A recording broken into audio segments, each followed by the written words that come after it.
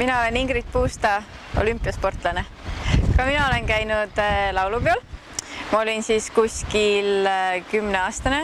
Meie see kvalifikatsioon sinna laulupeole oli päris vahva, sest meil täitsa hästi laulda ei osanud, mis tähendas seda, et mina ja mõned teised siis pidime natuke vaiksemalt laulma kui siis mõned teised. Väga nautisin seda nädalat, kus me saime proove teha ja seal Tallinnas ringi käia.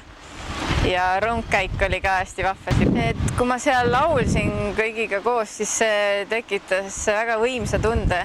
Et see on sellise uhke tunne on seal laulda. Ja iga kord, kui see toimub, siis mulle meeldib sellest siiski osa võtta ja seal käia.